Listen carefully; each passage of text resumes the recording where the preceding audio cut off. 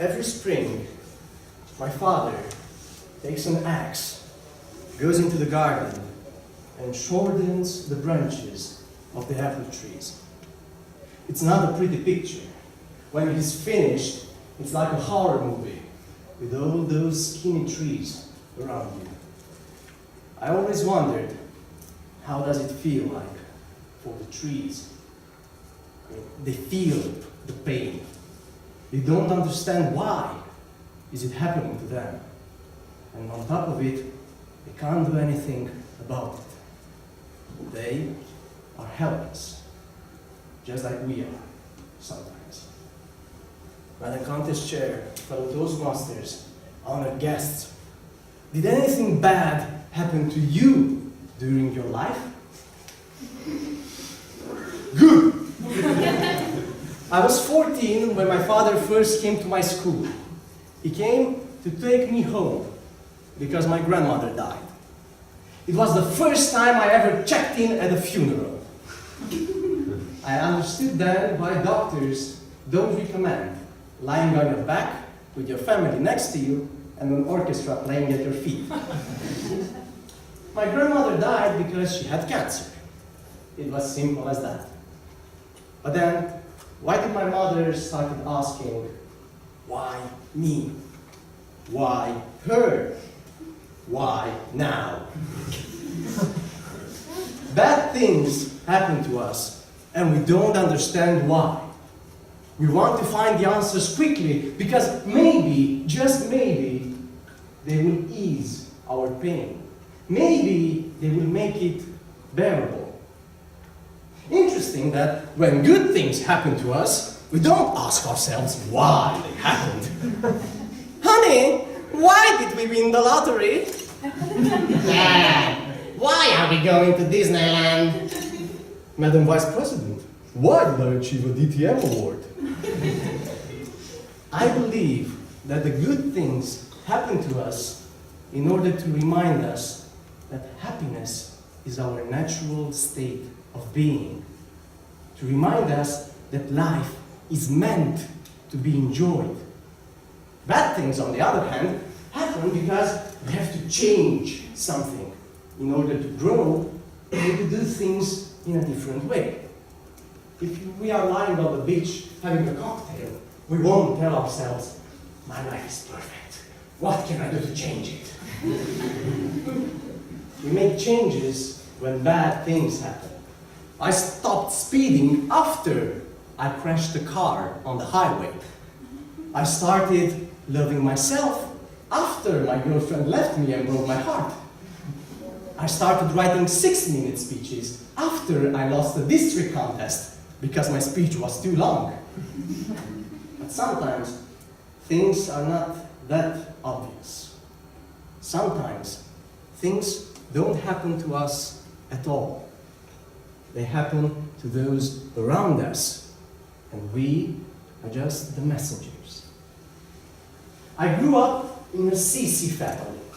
That means that I learned from an early age what it takes to be a competent communicator from my parents' thoughts. I learned how to get to the point when something bothers you. I learned how to use vocal variety when you are angry. I learned how to use your body when you want to deliver a clear message that has an impact on your audience.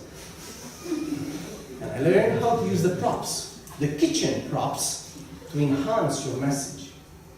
Unfortunately, my parents' speeches didn't manage to motivate or inspire their audience. One evening, I went to get the mail. I climbed up the stairs, I opened the mailbox, and I found an envelope with an eagle seal on it. Shivers went down my spine, and my feet started to shake. I gave the letter to my father, asking him what it was. His answer petrified me. Your mommy wants a new daddy for you. Who do you want to choose? Have you ever been asked a question that you just could not answer? A question that didn't have the right answer? Aye, the future public speaker, lost my words. I didn't know how to react. But someone else did. 6 years later, I returned home after an amazing summer spent in Wildwood, New Jersey. My dad picked me up from the airport, and on our way home, he told me, "Son, there's something important I have to tell you. Your mother is pregnant." This time, my question left him speechless. "Are you the father?" How was it possible? 5 months after my mother applied for divorce, my grandmother died.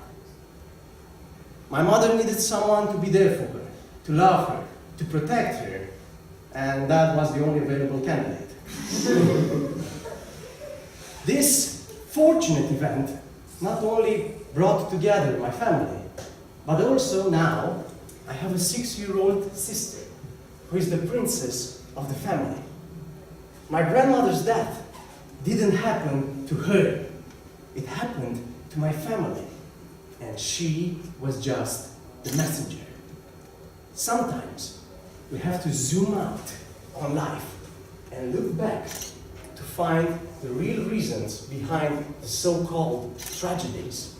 Maybe we have to zoom back a few days, maybe a few weeks, maybe 6 years to find the real reasons.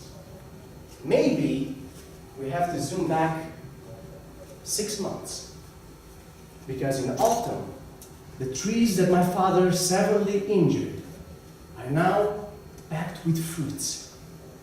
The pain they went through didn't just make them majestic, they made them messengers of happiness. Only if they could too zoom out and see the big picture. That encounter share.